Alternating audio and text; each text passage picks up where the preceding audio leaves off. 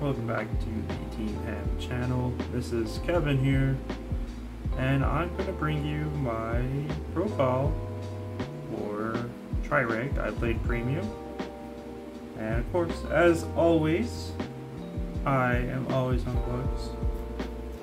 Megacolony for life here. I know that they're probably not the best choice, and the reason why I didn't make top 8, but it doesn't mean you don't have the potential to top. It just takes a little bit of RNG.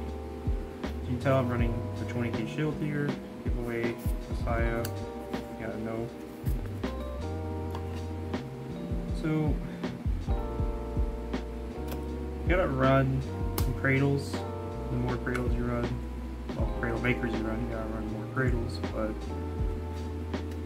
this is just a way to have some form of board removal. If you're unaware, cradle, just you choose a rear guard, give it the cradle, it loses its effect, so no intercept, no boost, and if it would be retired into the drop zone, you can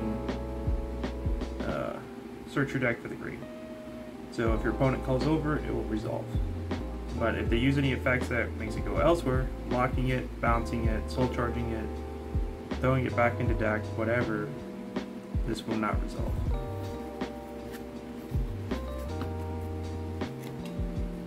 Now, gift markers, deck 1, deck 2. I personally only ever go into Protect 1. I'm going to keep the Megacolony theme going here. Please, a shiny Protect gift for Megacolony would be nice.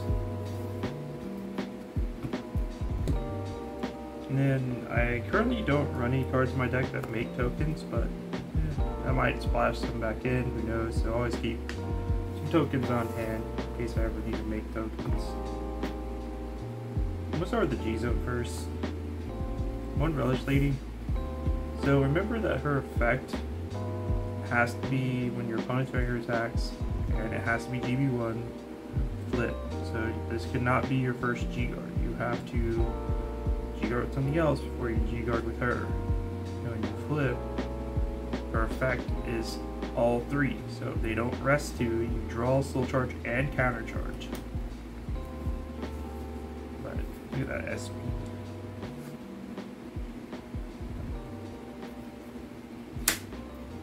And I run 1 copy of Morph. So I only run this because it's free. So they have 2 or less standing, gets plus 10. This is mainly in here just because the deck has soul problems. Wish same thing this guy.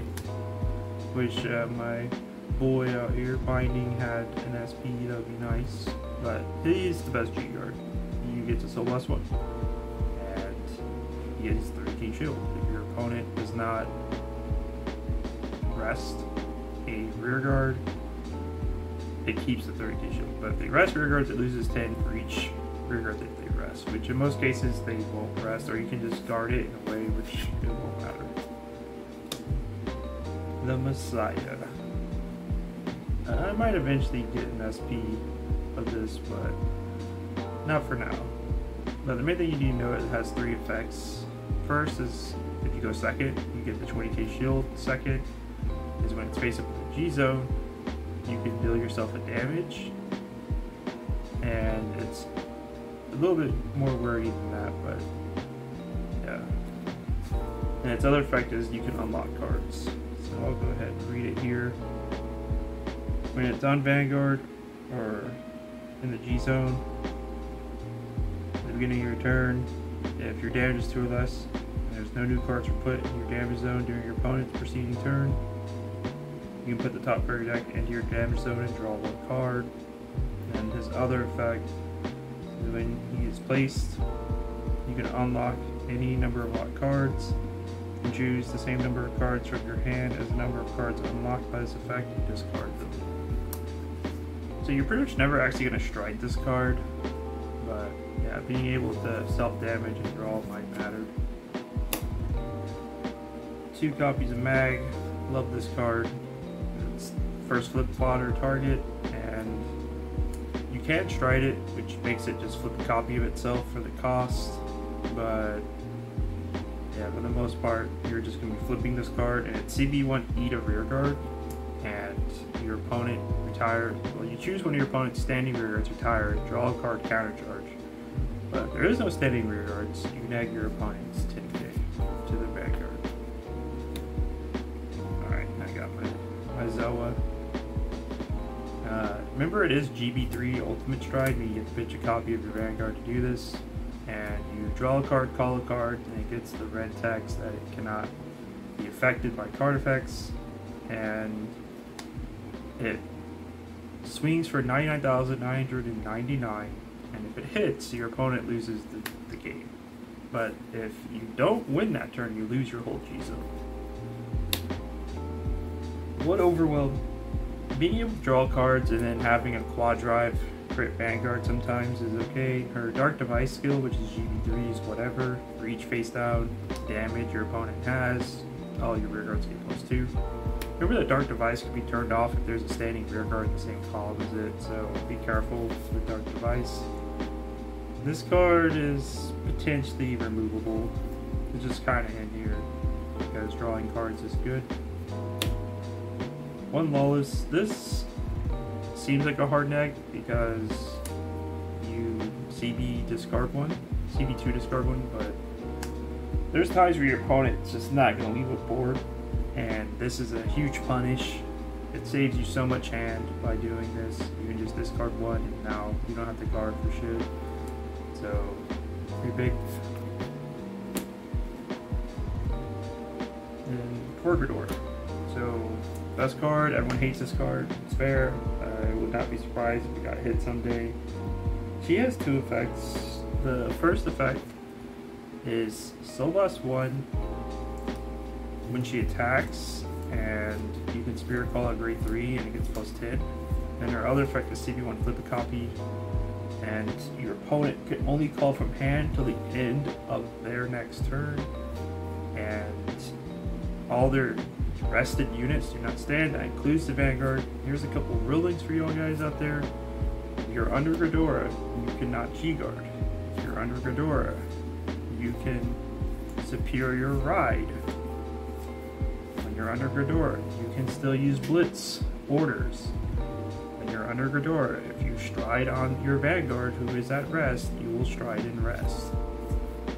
Remember that your effect literally reads from hand. I saw a weird ruling where it was like a bad translation apparently, where it gets around certain effects that give protection, like some of the Genesis effects that give protection, because this doesn't target the cards or affect the cards, it affects the player. But until I get like an official Japanese email ruling on that, I'm just gonna play it as is. You might have to ask your head judge about that if it comes up. And then 2 Jaggy Devils, because first stride, 2 protect gifts are good. Dawn hit is dog shit, but remember it's skill to flip and get the protect gifts is an act, so you have to pitch a grade 3 or a sum of 3 to resolve its effect if you ever want to stride into it later in the game. And you still have to have received 0 protect gifts for this to work. Other strides to consider is our GB8 Tyrant, who gives +5 for each of your opponent's rested units, and they lose their autos, they cannot intercept. So that's another way to win. I wouldn't really consider any other cards in the G-Zone besides Fort, which is a G-Guard, which the CB1 rests your opponent's back row when your opponent's Vanguard attacks, and for every 2 resting gains +5. That can matter, definitely a lot of the B promos needing boost effects. So I run 4 Dark Face. Remember that his GB2 is active after I stride for the first time, or if I double G-Guard for some reason. It's a Soul Blast 2, anytime you call a card I can rest it, and it's a priority, so if you have it on placement, you resolve yours first, and then I have the ability to respond. And when it comes to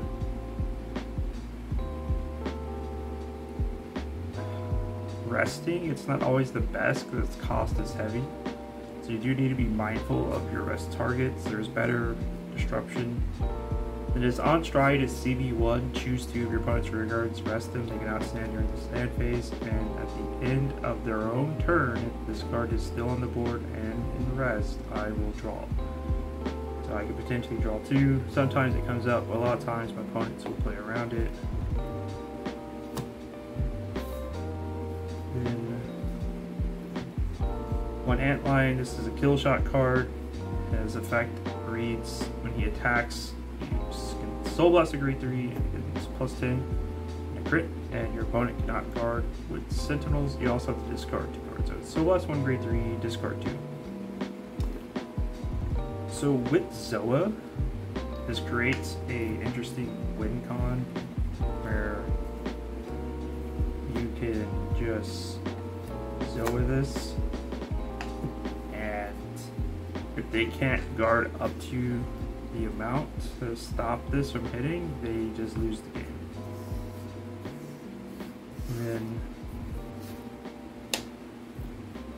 I run 1 Sea Strike. So this is pretty big because Sea Strike can get you back your Antlion. So if you damage checked it or got it out of deck at some point, strode with it, whatever, you can then Sea Strike, get it back, so then Zoa's still in play.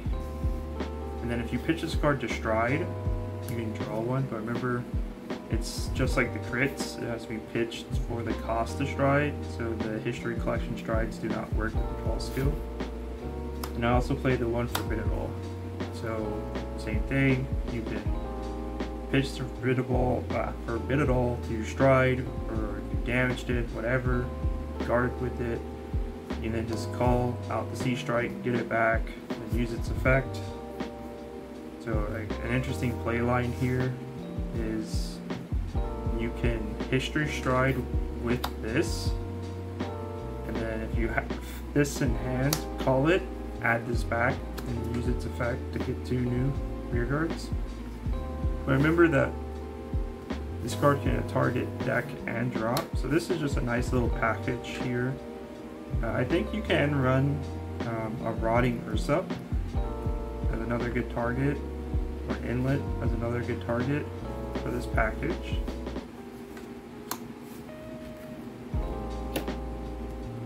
And then 2 copies of Hell Demise. I don't like running less than 2.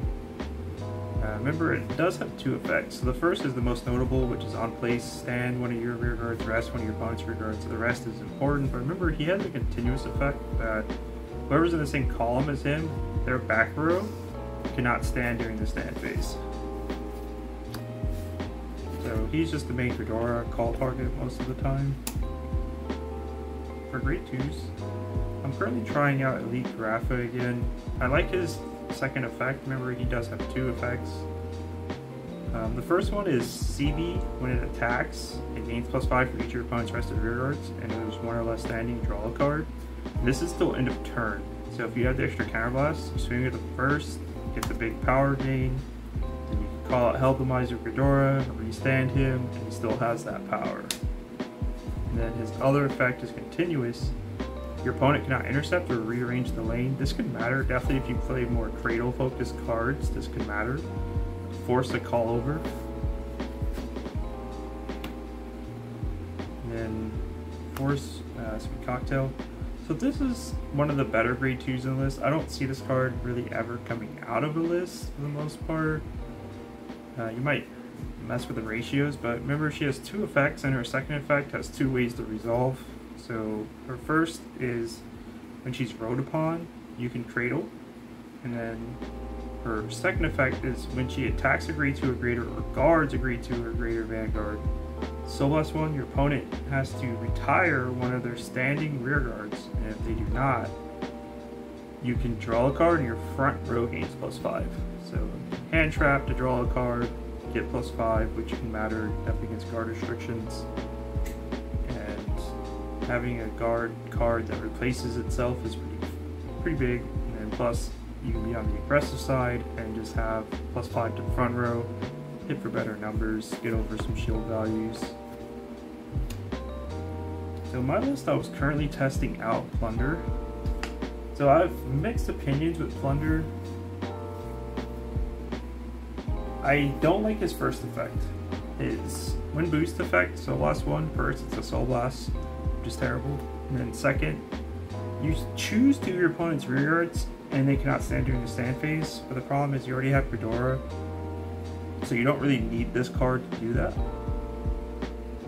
It doesn't stop intercepts, it doesn't cradle, and it doesn't actually rest. It just says they cannot stand. So if you choose a standing rear guard, they can not care because it's already standing. But I'm running it because it's the second effect, which is at the beginning of your turn, if you're on a grade 1 or less Vanguard, you can pitch this card and top 5 for a grade 2 or less. So it's pretty big because all the grade 2s I've revealed so far and all the grade 1s I'm about to reveal, you can filter it, but I'll come back to this card in a second. So you gotta run the one Elementarium. It's just too good. Having a free PG in your deck or a guard restriction bypass effect in your deck, you should be running this card. Then for Little Dorcas, Pierre, Little Dorcas, you need the 10k shield. You need more shield value in the deck. And plus, it's a 13k attacker, and it can top for any grade 3, so that means Forbid It All, that means Sea Strike, that means Dark Face. So I just really like this card. It doesn't necessarily have to be a 4-up, but it should be ran. Then I'm currently on 4 Blister. I feel like Blister at 4 is a good number. Running the Premium Blister, I was on it for a while, but I took it out because a lot of decks right now aren't restanding their Vanguard besides Dragon Empire's Overtrigger. But for the most part, most decks are superior writing. So I decided to just run 4. This card's big. Some of my matches I've been fighting today was pretty important for this. So yeah, I like this as a 4-up, having a card that can return to hand. Remember, it has 2 effects. The first is when it's placed, if your opponent's Vanguard is at rest, you can just card a card, Soul Blast a card, choose one of your opponent's rear guards and rest it. It cannot stand till end of turn.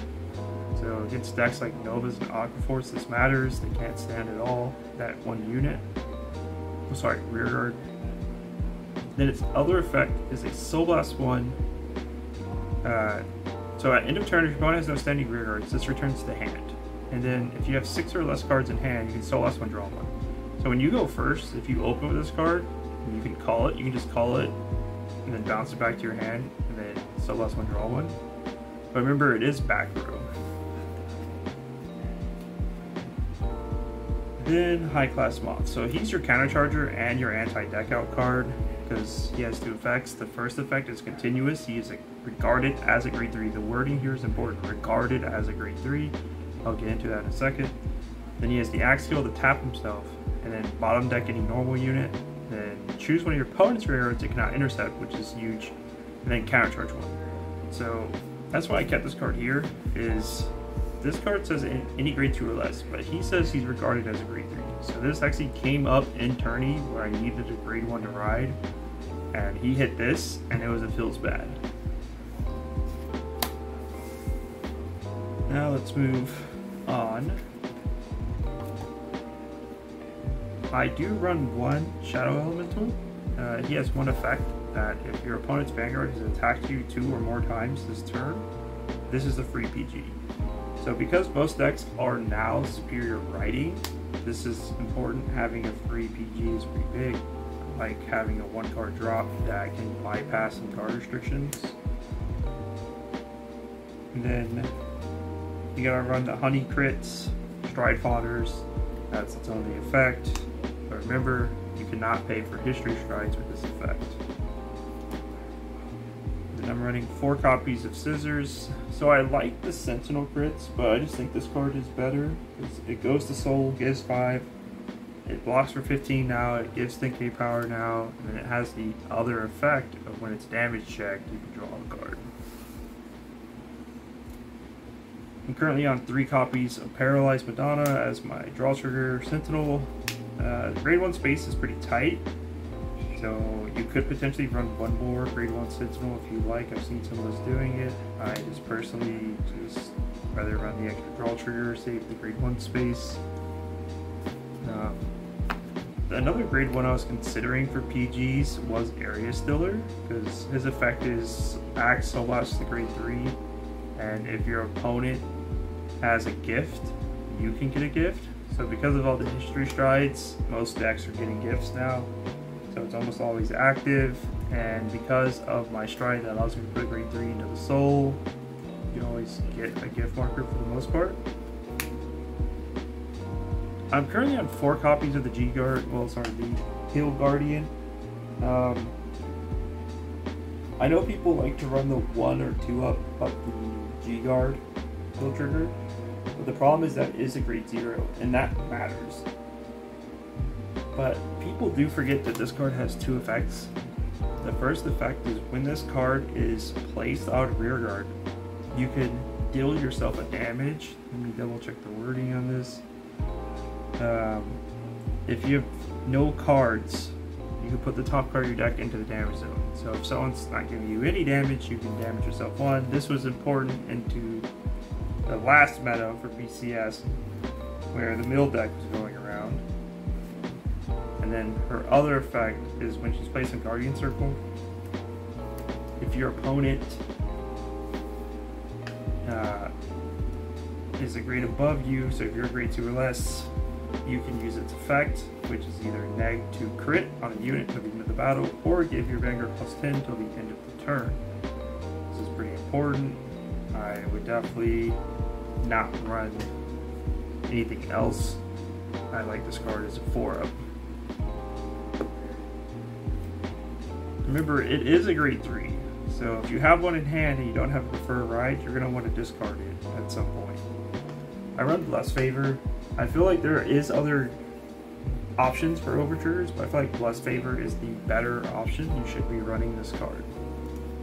Being able to draw, front, crit, heal is pretty important. You can place the crit, so it's just like the blue OT in that regard. The only problem is your random drawing, unlike the blue OT where you're adding back something from drop. But the fact that you can heal with this card is pretty big. Having a 5th heal trigger in your deck for offensive checks is massive. Then the V starter, you should be running the V starter. I don't think there's any other starter to be running. So that pretty much covers up my whole list here, but I'm gonna go into my rounds. So round 1, I ended up fighting Novus, but he hasn't really been playing Vanguard for a while. So even though that is a bad matchup for me, which I should be losing like all the time, his lack of experience allowed me to take the game. Lawless did come up. I caught a turn where I could Lawless him and buy a turn. Then round 2, I ended up fighting a OTT player, which the grade 3 heals came up because it bypasses the Kishima and allows me to guard their still waters. And then round 3, I ended up fighting another OTT player, and same thing, you need the blisters, you need the heal guards. And then round 4, I fought Grand Blue, which Ghidorah is just so powerful into that matchup, and me running the Shadow Elemental, I just really make that matchup free. He really just didn't have a chance for the most part. And then round 5, I fought Jewel Knights, which is always a rough matchup. They're very aggressive with Garter Strict.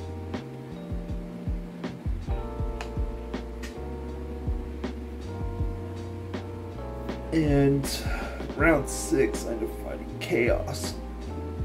So that is the matchup where Plundering and High Class bit me. So I needed a grade 1 and I just couldn't get a grade 1. And I got so far behind that there was just no way I was going to win. The only way out was through double loss in time or by deck out, but he still had the crits that returned to deck, and I was running out of high class moth targets, so it just, there was no way I was going to get out of that. Then the final round, my opponent didn't show. My personal record that day, I ended up going 4-3. And some changes, like I mentioned, is I'm going to probably change up some of my grade 1s. I want to try adding Area Stiller back in and Hanale back in. If you're unaware what Hanale does, she has 2 effects. First is auto on rearguard.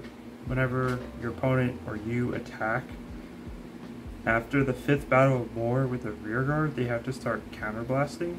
But then she has another effect that allows you to remove her from the game, and now it's just your opponent. So now your opponent, after their 5th battle or more, they have to start counterblasting to, well, on their 5th battle or more, they have to start counterblasting to attack with their rearguards. And another grade 2 I'm considering running is Stampeding Red, and I'm also considering Machining Mantis again. And for some grade 3s, I'm considering Inlet back in, Rotting Ursuf back in. I'm also considering going back to Flag Colony as well, but I'm not too sold on that right now. I like the history strides. And then for the G zone, like I mentioned earlier, there's Fort, which is a CB1, rest your opponent's back row when it guards the Vanguard, and the GB8 Tyrant, being able to just have a really super late game ending shot. All your rear guards and Vanguard gets +5 for each of your opponent's rested units, and your opponent's units lose their autos and they can't intercept. So it could be a big kill shot turn for you. Really just help pressure the game out. But that'll about do it. Thank you for watching. Till next time. Peace.